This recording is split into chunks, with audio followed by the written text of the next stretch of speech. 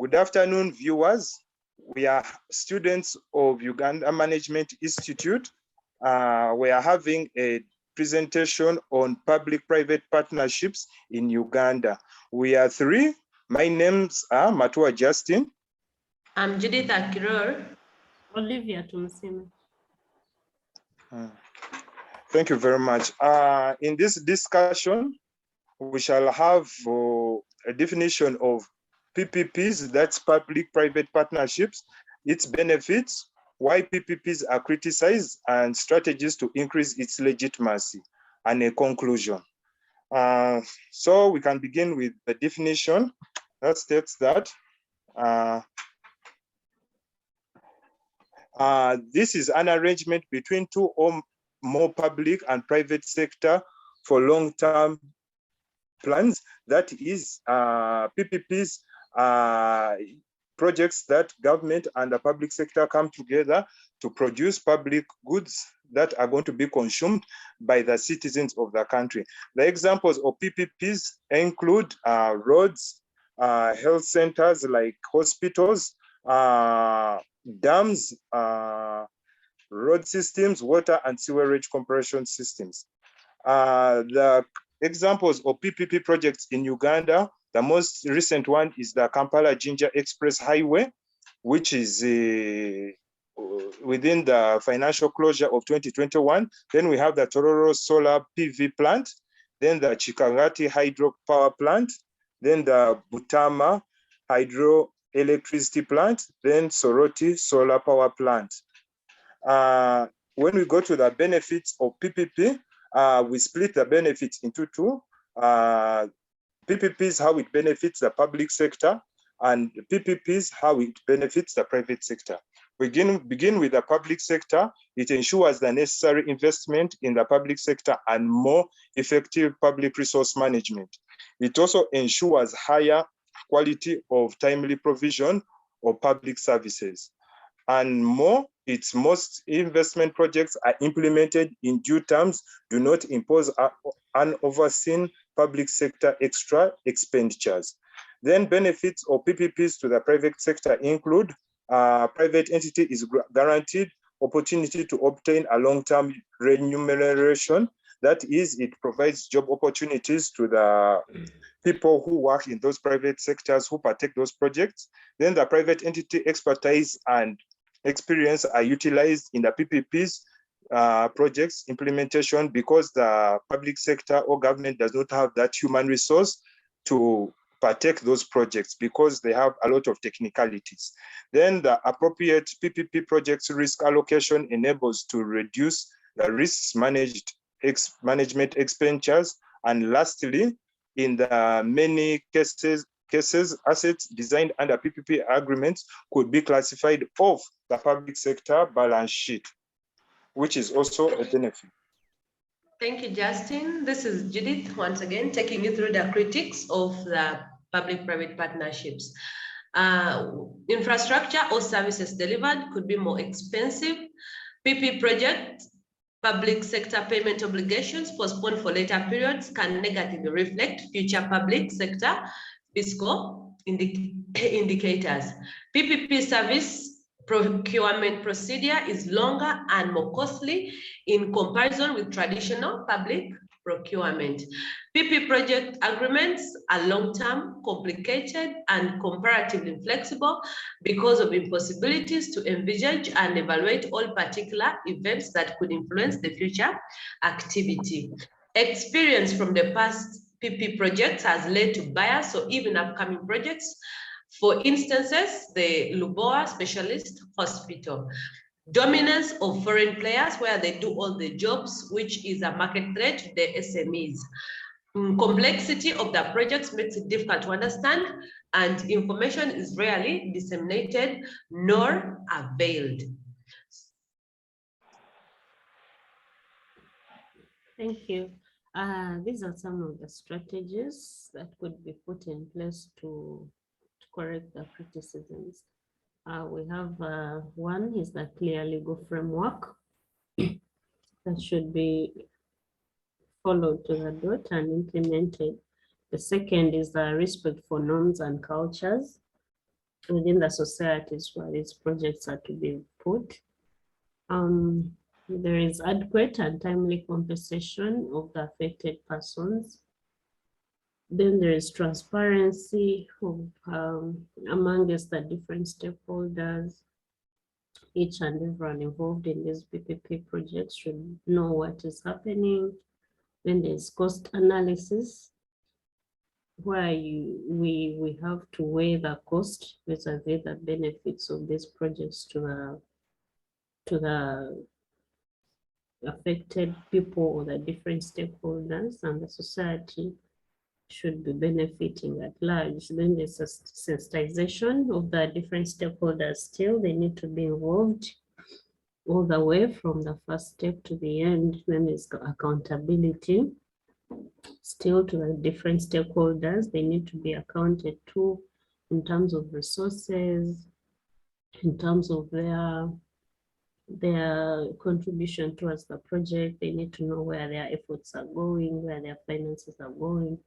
We'd have corporate social responsibility, more of giving back to society. It can be in form of different resources, or even using the locals to, you can involve these same locals on the projects in a way, give them work.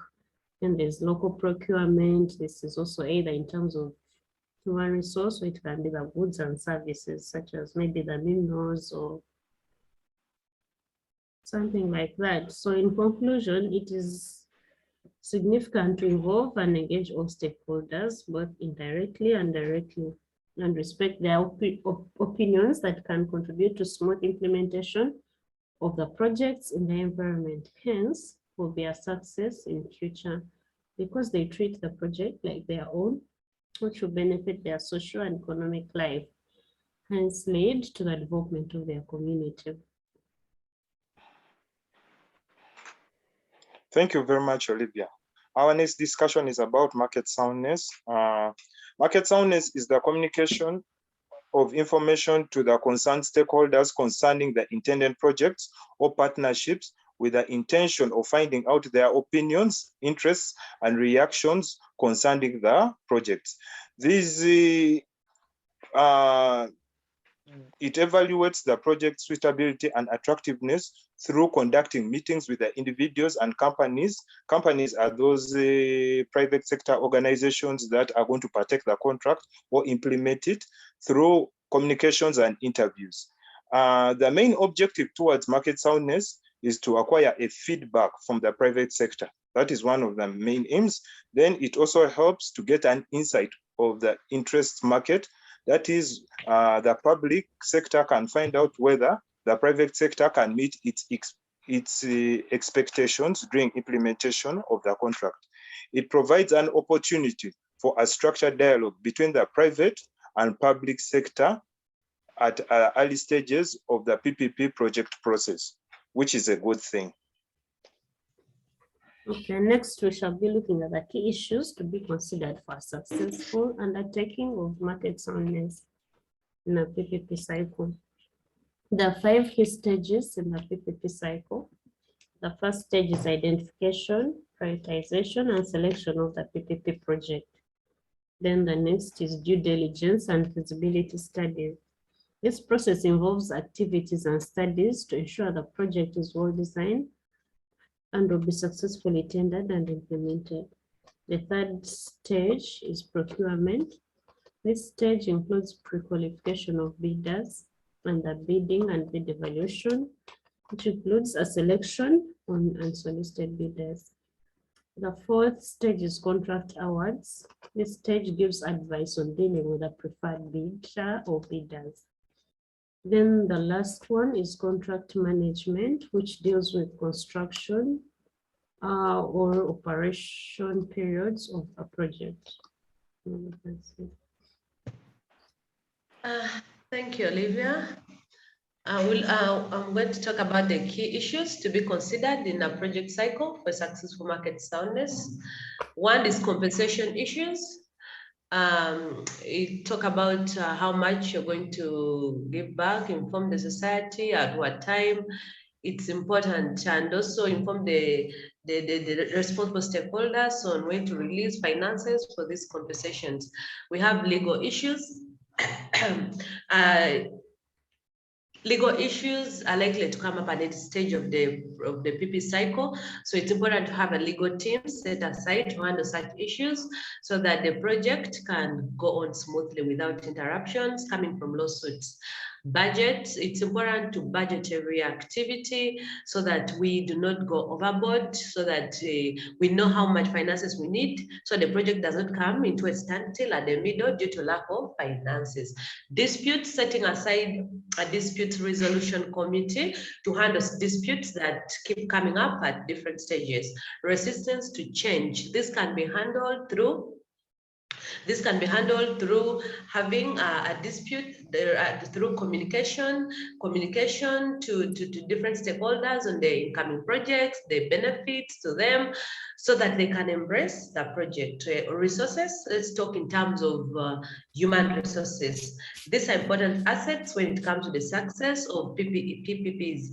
It's important to make sure that the rightful people or human resources are available to run these projects in terms of skills, in terms of knowledge. It is important to get the right people to get quality work out of the project. Design issues, designs should be set from the start, from the beginning. The design should be known to both stakeholders to avoid delays in the middle, arguments concerning the design issues.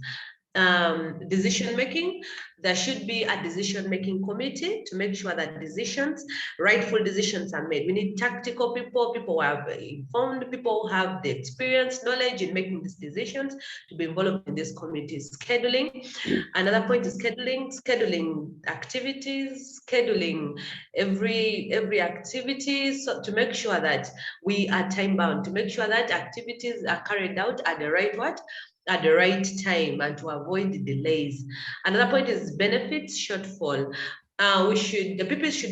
This partnership should always strive to make sure that the outcome is matching the expected.